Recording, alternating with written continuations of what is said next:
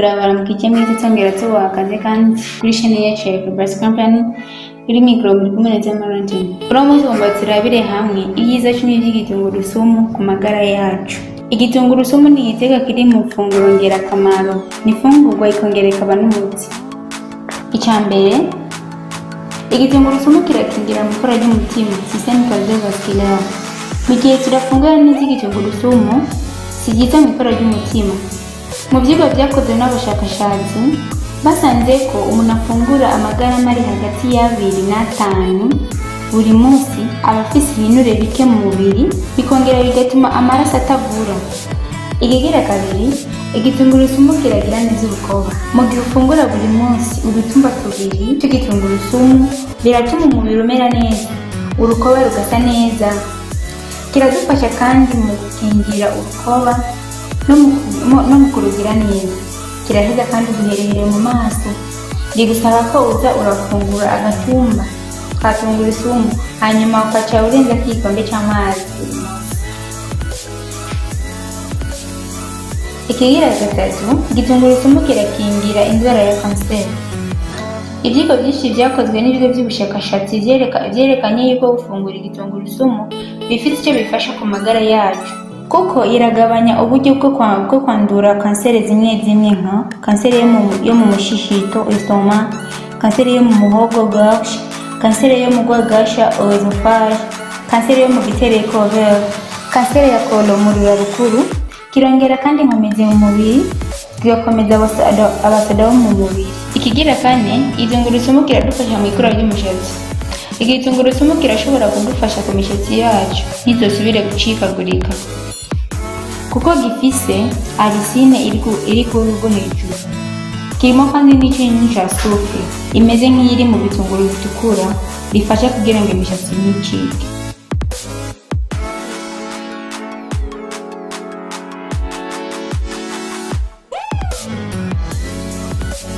Ikigira gatanu, igitunguru kiradufasha mu kugabanya ivumbuka ry'umurindi w'amaraso. Indwara y'umutima nk'indwara y'ivumbuka ry'umurindi w'amaraso ni indwara zikeye cyane ku isi. Ivumbuka ry'umurindi w'amaraso riri mu bituma bihambaye by'izo ndwara z'umutima. Ikigira gatandatu, igitunguru kirafasha mu gikorwa cy'ihoka cy'ibifungurwa digestion. Mu gihe urwaye mu nda wumva uri kuraribwa kubera ifunguro wafunguye canke kubera wuzuye mu nda uturamangati, igitunguru kirimo acide phenolique. Iyo nayo idufasha mu koza imicafu yose yatumye habamwe imigera ituma igutera ikibazo mu nda. Tora igitunguru uhekenye hama unywe amazi. Kirimo kandi iniline idufasha mu kongereza inguvu mu bidufasha kugira habe ihoka. Ikigira ndwi, mu gitunguru harimwo insanganyangaburo nyinshi, vitamine. Igitunguru ni ifunguro ririmo vitamine nyinshi, kirimo n'ivyunyunyu, mineral et acide amine indemamubiri. Ni iby'akamaro cyane ku magara yacu meza. Harimo amavitamine nka manganese, vitamine B6, vitamine C, selenium, fibre, calcium, potassium, phosphore na fer. Ikigira munani, igitunguru kiravura amahere. Birashoboka hakaba hari imiti myinshi kama muzi yo kuvura amahere. Igitunguru nawo ni umuti. Tora igitunguru gisekure hama ucinyukuze hajya hari amahere. Ikigira 9, igitunguru ni umuti w'ibicurane. Shira mu funguro ufungura ya misi yose kandi wongere ukinywe nk'icyayi. Tora igitunguru ugisye hama ugishire mu mazi ashushe umwanya utari muto, hama uciyacisha mu kayungiro k'icyayi. Uhegeje ucishira mu buki kugira bigira akanovera.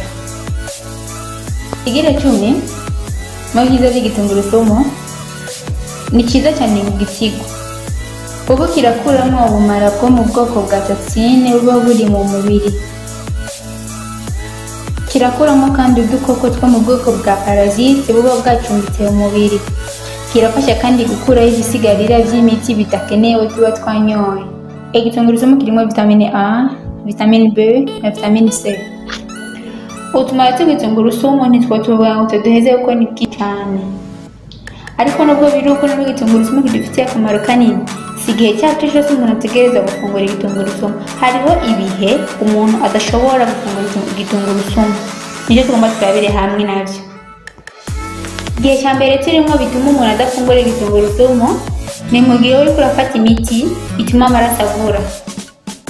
Nk'akarorero wakomeretse ufise ikiguma, si byiza gufungura igitungurusumu mu gihe uriko urafata iyo miti, kuko igitungurusumu gituma amaraso atavura. Ikigira kabiri ni mu gihe urwaye ikimironge. Mu gihe uzi ko urwaye ikimironge, wirinde gufungura igitungurusumu kuko kirimwo icyunyu ca iyode ku rugero rwo hejuru. Iyode nayo ikaba idufasha mu ikora ry'ibihimba bimwe bimwe byo mu bwonko. Ikigira gatatu ni mu gihe uba uriko urafata imiti y'umutima. Iyo usanzwe urwaye indwara y'umutima hama ukaba uriko urafata imiti, wirinde gufungura igitungurusumu buri gitondo. Ikigira kane ni mu gihe ukunda kugwaragurika mu nda. Iyo usanzwe ugwaragurika mu nda hama ukabandanya ufungura cane igitungurusumu canke igitunguru gisanzwe, biratuma umuntu agira ikibazo. Ni vyiza kutarenza, urakwiye kwigerera kugira ugumane amagara meza. Ikigira gatanu ni mu gihe ufise umurindi w'amaraso uri hasi, tension arterielle basse, mu majambo make hypotension. Muri ico gihe wirinde gufungura cyane igitungurusumu kuko bituma umurindi uje hasi gusumba. Fungura igitungurusumu ku rugero rukwiye, gerageza gufungura ibikwiye ntimurenze, kuko igitungurusumu kimaze kurenga mu mubiri bituma amagara yacu agira ikibazo, na cyane cyane mu gihe muba mufise ibibazo desije kubona ngaho hejuru. Murakoze. Ndabashimiye cyane kuba mwabanye nanje kuva mu ntango kugeza hano ikiganiro cyacu kirangiriye. Nizere ko cyabafashije, nizere ko hari icyo mwatahuye. Nimba hari icyo mutatahuye cyangwa mufite ikibazo, mubitwandikire muri commentaire ntibage kubitubwira. Kandi ntinyibagire sabone, subscribe kugira ngo muze murironkera amakuru yacu ya buri munsi. Like, share. Gumana natwe turabakunda cyane.